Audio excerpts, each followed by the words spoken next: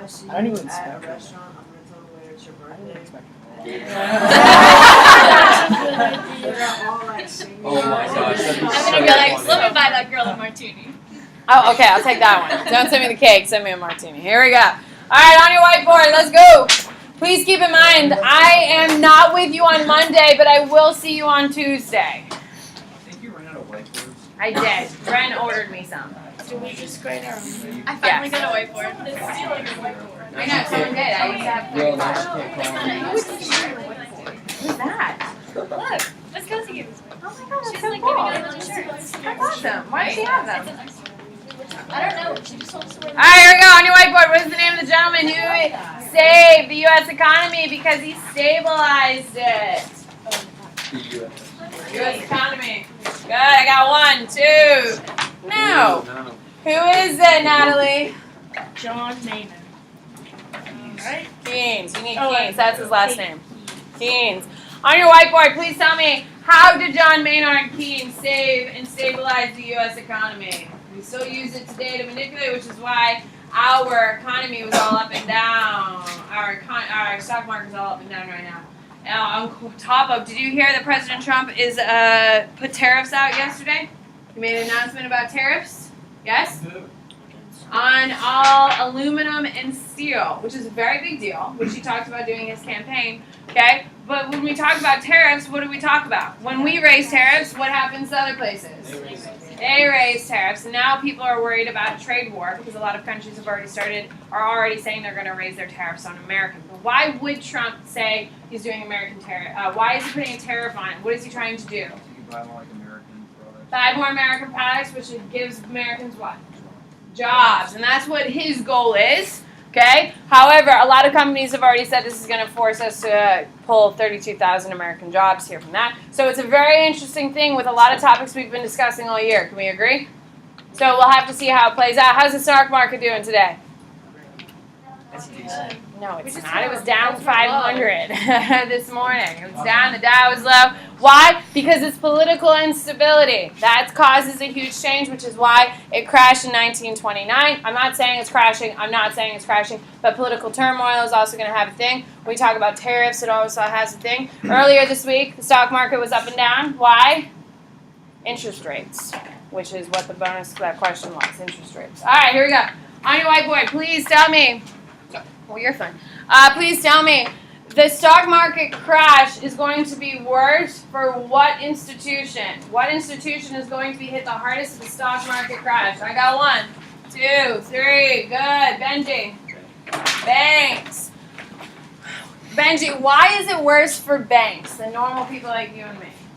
Because everyone's going to try to take out their money from the bank. They're going to go and bankrupt and have to buy money. Okay, you're not wrong. That's about 50% of the bank's problems. What's the other half? So 50% is the run on the banks. Completely right. What's the other problem, Trey? I was going to say they invest most of all the money into the Stock market. Because throughout the whole 1920s, you couldn't miss on the stock market because everyone's buying American goods, correct? We're the only economy intact. Everyone's buying our goods, so it was a safe bet. They bet everything in the economy. So the stock market crashes, all their investments deplete, then we have the run on the banks, and that's the other 50% of the problem. Yes. Of course, my darling. Yes.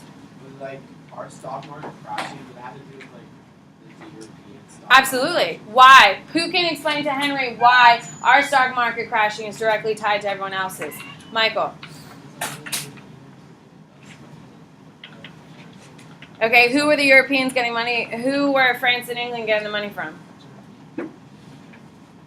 All the money that we gave to Germany was coming back in other ways. So we're making money off the interest of the huge loans we're giving to Germany, and we're making money off of selling products to England and France. So we're making 3 times a return on one loan because we're just making money every single place. That's why. So when Germany's economy crashes, on your whiteboard, why does Germany's economy crash? I see you, Allie. Don't waste my ink like that. Tell me, why does Germany's economy crash? No. Reparations have been going on since 1918. This is 1929 when it crashes. Why, Allie? Inflation. German inflation is so high, even though they have loans coming in, it's not enough to sustain because if inflation gets too high, it crashes. Once it crashes, who's not getting money anymore? England, France, and all that stuff, so the money's not getting back to the United States. It takes about a year for it to really affect us, which is why our crash is a little bit later. On your whiteboard, please tell me, is Lenin die? What is Lenin's economic policy? Did we get there? No. Okay, on your whiteboard, what is FDR's economic policy? What is his attempt to stabilize? Miss Murphy, New Deal. Does it work, Miss Murphy? Yes, it does. It does a pretty good job of stabilizing the economy, but we all know what gets us out of the Great Depression, and that's World War II is the one that officially, but it helps stabilize so we're not in complete downfall. On your whiteboard, please tell me, what is the name of the leader of the Bolshevik Revolution who's going to be controlling the USSR until 1924? Who is it, Catherine? Lenin. On your whiteboard, who's replacing Lenin in 1928 officially? Good. Who is it? Who is it? Gabby? Stalin. On your whiteboard, please tell me. Okay, I guess that's where we left off. Is it right? No, we got to New Deal. Let's go. We got things to do. All right, here we go. So, the New Deal is going to be all done by FDR. Okay, we talked about the planned scarcity and all that stuff. He's going to help stabilize the economy to a degree, but it's World War II spending that's going to get us out of the economy, which we already know. Okay, so the Bolshevik Revolution, you shouldn't have to write any of it down. We've already covered it. The Bolshevik Revolution has happened. So the March Revolutions are Nicholas II. Bolshevik Revolution, Lenin takes power. He's in power. It goes immediately into what? Civil War. And that's going to fight for 4 years. It's the Reds versus the Whites, the Bolsheviks versus the Mensheviks. Eventually, the Red are going to win, and Lenin is officially in power. With that being said, he starts immediately, and you're going to want to write this down, Lenin immediately puts into place war communism. He's in war as soon as he takes power with the Russian Civil War. He puts in war communism. Write down war communism fails. Because it absolutely fails. It's incredibly unpopular and completely ineffective. So you need to know that war communism is going to fail. He then has a second effort, and it's called the New Economic Policy, the NEP. You need to know it by name. You need to know that Lenin is going to put it into place. It's going to do okay.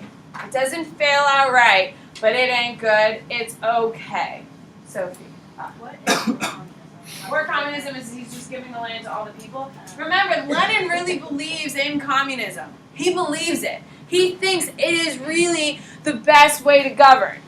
Okay? Stalin, however, does not. Now, NEP fail. It doesn't fail. It's just not doing well. So when Lenin dies, okay, so what is the NEP? Okay? The most important thing you need to know. It is going to allow some capitalistic tendencies, okay, but still heavily, in quotes, right, communistic, because it's not really communistic because the government's involved. We know that, correct? Heavily communistic.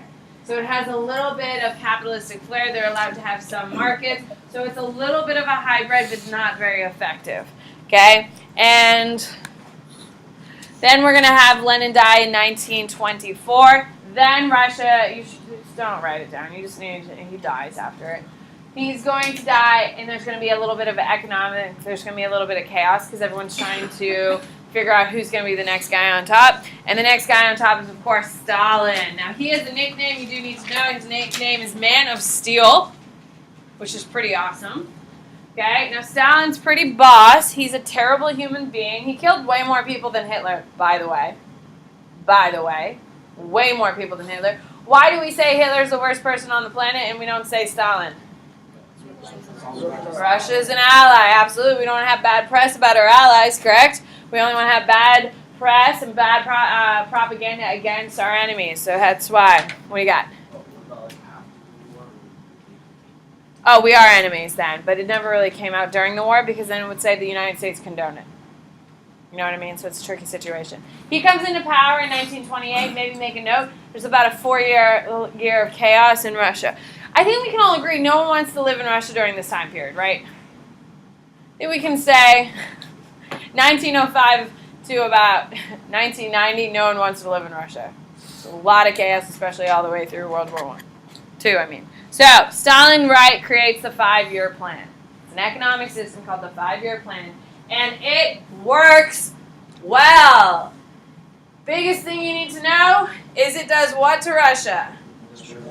It fully industrializes Russia. You need to know that Stalin implements the 5-year plan, and it is successful. It actually works. Now, during this, he does do the kulaks, which is massive collectivization of farming. Just know that he's flirting with a little bit of communist ideas. Does he really believe in communism? No. He's using it to become an autocratic power. How does he do it? He does the Great Purge. You need to know that Stalin does the Great Purge. He does this. What he does is he creates a Congress of victors and a Congress of victims. Could you imagine all of your enemies in the world and you just slit their throats and leave them in a pile as to show your enemies? That's a pretty powerful statement, right?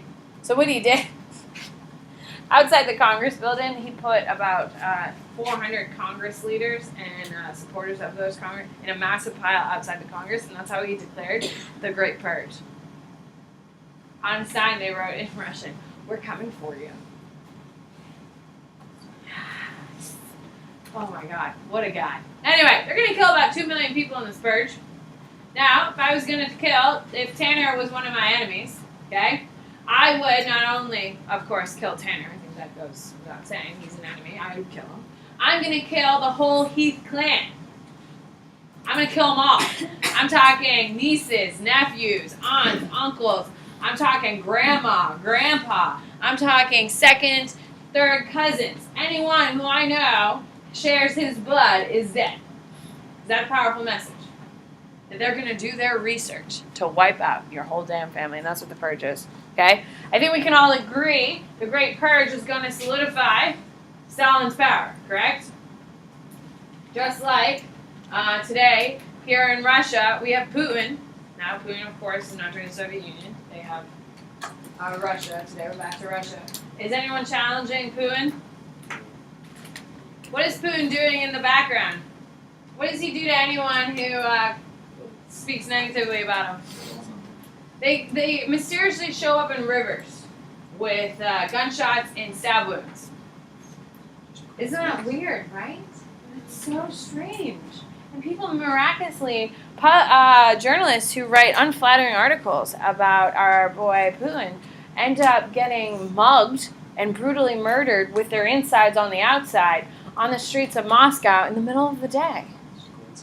Oh my God, right? That's so funny. That's so strange. It's a pretty effective way to keep power, correct? What do you got? So, why did the Great Purge happen? Oh, because keep in mind, it was 4 years of chaos. Stalin rose to power, but there are all those people he rose into chaos. He killed a lot on the way up, but he had a lot of people who didn't think he should be in power. So what did he do? He just killed anyone. So guess what? After he does the Great Purge, guess what? Is there anyone saying he shouldn't be in power? No. He killed everyone. So now we have 2 million less people, and here we go. No one's there to challenge his authority, which you're going to see. And when I show you during World War II video clips, no one's going to challenge his authority, even though it's clearly terrible.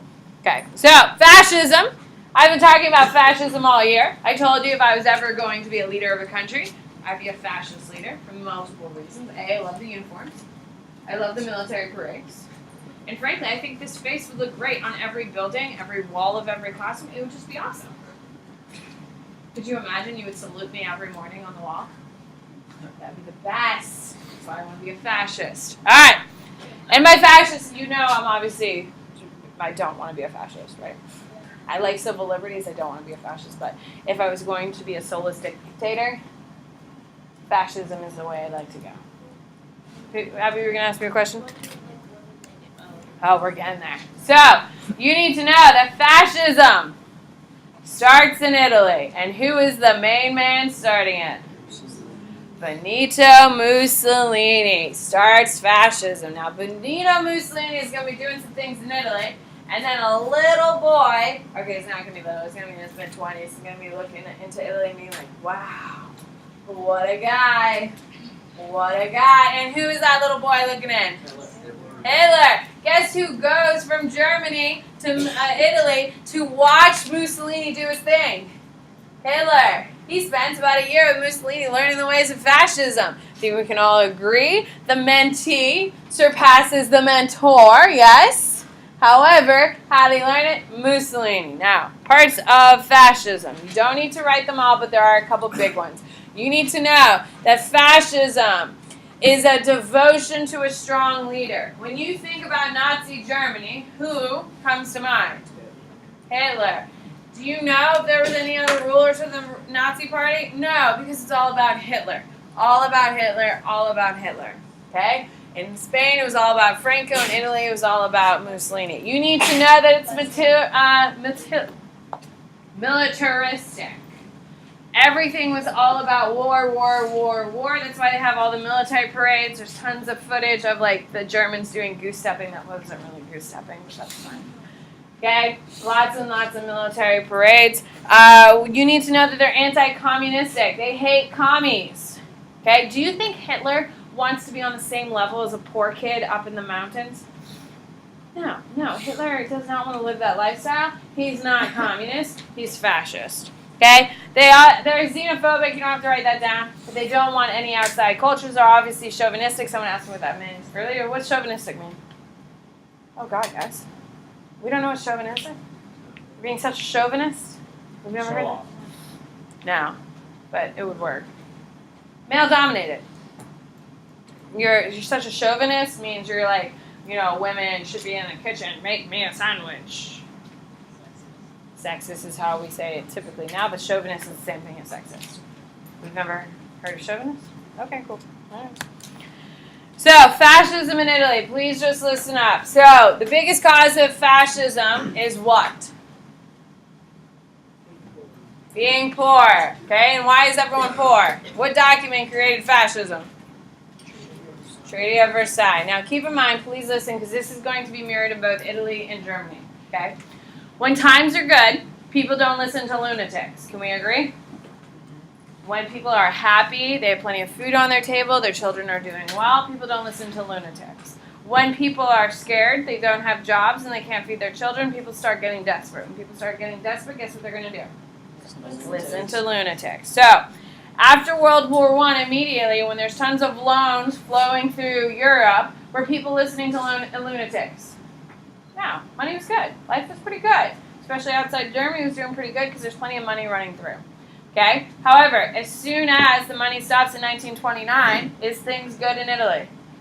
No. The economy crashes. People get desperate. Are people scared? Yes? So, a newspaper editor called Benito Mussolini in the middle of the 1920s started writing all these articles saying that, we're screwed. Why was Italy screwed post-World War I? Come on, think about it. Think about it. Make your connections. Why did they feel like they were screwed, Camden? It's like, since they flip-flopped at the end, it's Mhm. like they thought that they weren't going to get as much as everyone else. Okay, did they get as much as everyone else? No. No, they didn't get anything. So Benito Mussolini is saying we got screwed by the Treaty of Versailles, screw Italy and France, screw England and France, who cares about them? Look at us, we're the greatest country in the world. And everyone's like, okay, fine. And then when the economy tanks and people are scared, when you have this guy that says the best country in the world is Italy, we're better than everyone, we got screwed, the only reason why we're here, it's not our fault, it's their fault. People like that, correct? So, Benito starts becoming much more powerful. When he starts rising in the government, King Emmanuel II, the last king of Italy, hears this guy's becoming famous, and he's like, oh man, that's a threat. So what he does is he invites him into the government. Why does he invite him into the government? Keep an eye on him, keep control over him, and clearly outrank him. Does that work out for him? No. Eventually, he's going to overthrow King Emmanuel II and take power for himself in Italy. Guess what's going to happen in Germany? The same damn thing. So, Hitler, here we go. Now, Hitler fights in World War I as a private. He's standing in the trenches, doesn't die, obviously. Then we can't have a Hitler in World War II if he dies in World War I. So he's in war. While he's at war, sitting in his trench, he starts doodling pictures. He's like, oh my God, I just want to draw. This is my talent, this is my calling, I just want to be an artist. So once he graduates, once he leaves the war, you don't really graduate from war, I guess you survive war. Once he survives the war, he goes home to Germany, and he's like, you know what? I want to be an artiste. So he applies to a very prestigious Austrian art school, and he's pretty good, but he didn't get in. He got the letter of rejection in Berlin. The man got drunk, stumbled around Berlin, and stumbled into a Nazi meeting. 4 years later, he was leading the Nazi party. So who is to blame for World War II? The art school. The damn art school. If they just let the kid in. Damn it. Or the Nazi meeting for not locking the doors. So actually, I was like, if you could go back in time, will you just force the art school to accept him so he can just do mediocre art for the rest of his life? You know what I mean? Like, come on. But some kid was like, you know what? We should go and save Franz Ferdinand so World War I won't happen, so the Treaty of Versailles never win, and then all these problems wouldn't be there. And I was like, yes. Then, like, Our economy. Yeah. I think you. Pros and cons, man. Pros and cons. Right? Right? Here we go. All right. So, Hitler gets rejected from art school, gets drunk, stumbles into a bar. Here's this Nazi speech. It's a very small party at that point. There's only 200 members in the whole party. And this was a very small meeting in Berlin. Stumbles in. He's like, oh my God, I like this. I like this. This is what I'm supposed to do with my life. Because he had nothing else to cling to, because he just got rejected from the only thing he ever wanted. So he starts leading the Nazi party. 4 years later, he's leading the Nazi party, and he is rising in power. They try to overthrow. They tried bombing. They tried bombing a bunch of like government officials. The bombing does not go well. I think we all can see that coming. One, because Hitler is the leader of the party, he gets arrested. He gets thrown into jail, and while he's sitting there, he writes a book called Mein Kampf, and you need to know that name. Mein Kampf. It's up there. Okay. He gets thrown in jail and writes a book called Mein Kampf. Anyone here ever read it? He writes it. It's awful. Can we agree? He just drones on and on and on about the mountains and the streams and the lakes and all that crap and how Germany is such a beautiful country. The last chapter is the only thing that maybe you'd be interested in. It's an entire crappy piece of propaganda. Can we agree? It just talks about, so the last chapter is the only thing that you would actually want to hear, you know, because you want to hear, like, what's his plan for, like, all that stuff. Last chapter is saying that we have to do whatever we can. We have to eradicate those who are a threat, anyone who is not our pure white race, and all that crap. The last chapter is the only thing you care about, so don't waste this 4 or 5 hours to read the book. It's the worst. But if you got married during Hitler's reign, you would get a copy of Mein Kampf from Hitler, so that's cool. That was your wedding gift. Yeah, the government issued you and your husband, or you and your wife, a copy of Mein Kampf. It was just barred in Germany up until last year. It was the first time you could buy it in Germany since the war.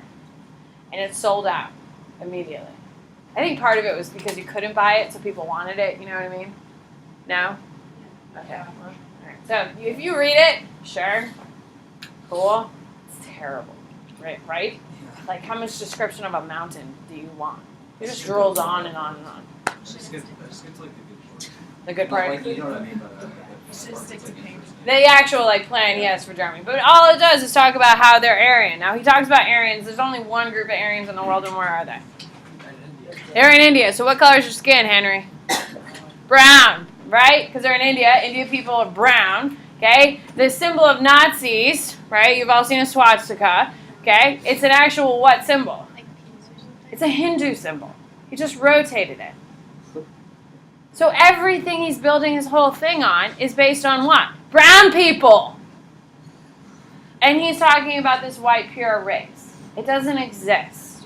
The race he wanted doesn't exist. Anyway, so he blames everything on the war guilt clause. Okay, Mein Kampf, it blames everything, and all of Hitler blames everything on the war guilt clause, the reparations, and Jews.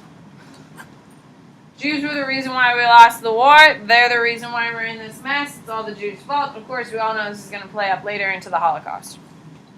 Okay, so Hitler is going to be... Now, Germany has always had it tough, mostly because of the war guilt clause. We can agree, psychologically, they've taken a massive hit. Because of that, they've never really done super, super well. But as soon as those loans stopped coming in and inflation in 1928 when their market tanks, Hitler was always kind of like this weirdo to like far extreme. Once the economy crashes, people have no jobs, people are feeling like crap. Okay, all this stuff. Guess who starts becoming a louder voice? Hitler.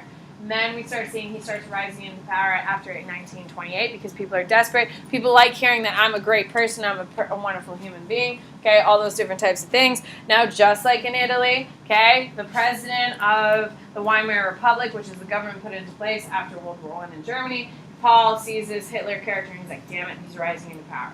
As we did in Italy, he's like, well, I'll put him into my government as chancellor to kind of shut him up. While he's chancellor, he eradicates all civil liberties. You're going to want to write that down because you need to know his first government position is as chancellor of Germany. And that's to kind of keep him under control, just like Benito, King Emmanuel II did to Mussolini. It doesn't work. So what we're going to see is Hitler goes in there and eradicates all civil liberties. Okay? He also makes the Nazi Party the only legal party.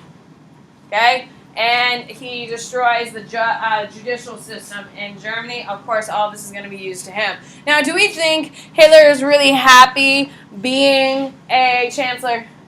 No, he's eventually going to overthrow Hindenburg here. What do you got, Jackson? So he gets rejected from art school and someone says to go to Nazi. When does he go to Italy? Oh, during this, while he's learning about how to be a Nazi. So like while he's coming into power. Yeah, while he's rising into power, he sees this like, oh, I like what that's happening down there. Let me go check that out. While he's like learning how to rise up through the ranks. Because when he becomes chancellor, he's like fully formed. He's like fully formed mean Hitler. You know what I mean? He's like, he's got his little military outfit on. He's got his little stash. Like he's fully formed Hitler. What do you got? Abby, were you going to ask something? Camden? Oh, okay. So, racial state. You need to know eugenetics. Okay, now that's the idea of a racial purity, and that's really what you need to know. It's about purifying the race. We all know that Hitler was trying to purify the race, yes? They're going to kill anyone who's mentally handicapped, physically handicapped. They're just going to straight up kill them. If they deemed you unworthy, they would force you to sterilize, which means you can't have any more children, so you don't want anyone else like you, obviously. That's eugenics. By the way, the eugenics movement here in the United States has also taken off. That we're trying to purify the American race, by the way. Does anyone know who's a huge supporter of the eugenics here in the United States? The Rockefellers! Yeah, the Rockefellers are a big one. Why? They're in the American dream. White American dream with lots and lots of money, of course. Why would they want? There you go. So, they're going to also attack Jews. Anti-Semitism, you do need to know two things off this slide. You need to know the Nuremberg laws are going to be taking rights away from Jews. Who here has read Anne Frank's Diary of Anne Frank? If you haven't read it, you need to be a decent human being and read it, people. It is a basic factor of being an American post-World War II. Read the damn book. By the way, Miss Murphy and Abby, we're going to see her house this summer. I am so excited. Life, that's a bucket list thing. I'm so excited. We're going to Amsterdam. We're going to see where she hid. It's going to be awesome. I'm so excited. Huh?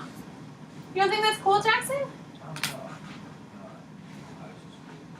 So the Nuremberg laws, if you've ever read, and if you haven't, you really should, it is a diary. Some kid was like, why do they call it a diary? I was like, because it's a diary. And they're like, well, did someone make it up? I was like, no, Anne Frank wrote her diary. And they're like, Anne Frank didn't write the diary. No, Anne Frank wrote the diary. And he's like, no, didn't her dad write the diary? No, the dad, well, and I know, but the kid's like, no, Anne Frank didn't write the diary. And they're like, why are we going to read a 12-year-old girl's diary? And I was like, because it's actually really well written. And it's very good. If you read the diary, you will hear she slowly loses her rights in the first, 3 chapters of the book. She slowly loses. At first, she's, writing, oh, I'm going to school, I got this from, my 12th birthday, how much fun, I went to the movies today, I went to the mall, I went to school, blah, blah, blah, crappy stuff you people write. Then, she's like, oh, I can't go to the mall anymore. I don't know what they called it, but, she can't go to the market anymore. She can't go to the movies with her friends, and she's no longer allowed to go to school. Oh, they have to move houses. Oh, we're going into hiding. It's a slow progression of losing her rights. Well. So the Nuremberg laws put more laws on Jews? Yes. This is you start with the separation of public spaces. Then you start with the segregation of schools. Then you start with the segregation of living spaces, restaurants and all that stuff. And this is where we get the term ghettos, yes? Those are Jewish housing places. Obviously not the best places, yes? How many of you have seen Schindler's List? Good. If you haven't seen it, you also need to watch the damn movie to be a quality human being. And you need to cry, you need to be horrified, you need to be disgusted, and you need to feel terrible about yourself and be a decent human being. Have you never seen it? Oh my god, well you need to see it. It's like a 4-hour movie, it's awful, right? Would you agree? It is so good. It is so good. It's horrible. It is horrible. I'm thinking about making you people watch it. Wait, which one is that? Huh? Bad. Oh, do you want me to tell you that the guard at the camp that we're watching literally stands on the top of his, he wakes up, picks up his rifle, and just shoots Jews from his balcony to say good morning? That would be the horrible component of it. Yeah. And it only gets worse. Yeah. So see Schindler's List. It's important for you to see. Anyway, Crystal Notches the other night. You need to know that's the official start of the Holocaust. You do need to know it's November 9th and 10th, 1938. Now, if someone asks me, and you should be asking, well, why didn't all the Jews leave as soon as Hitler came into power? For two major reasons. First of all, when Hitler came into power, no one thought he was actually going to put into place what he said he was going to put into place. So people are like, no way would he do that. That's disgusting. No human would ever do that. Well, he did, slowly.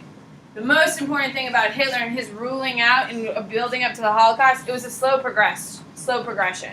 As we talked about with Anne Frank, slowly they lost their rights and stuff like that. For a while, they were pushing Jews out. Once Hitler knew he had enough political clout, he closed the doors of Germany and kept the Jews in. And that's why there are very few Jews left who are Jewish, German Jews, because he closes the door and stuff like that. Another major reason, which we don't really talk about here in the United States, is that other countries were not accepting Jews. FDR did not open his doors to Jews despite Jews begging and pleading since the 1935 asking to come to the United States. FDR said no. There was a Jewish ship full of Jewish kids who showed up in New York, and we sent them back. Every single one of those kids died in the Holocaust. It's a very complex problem. Anti-Semitism is around the world, especially at this time. It's a complicated issue, but it's important you know the facts. We can do better, can't we?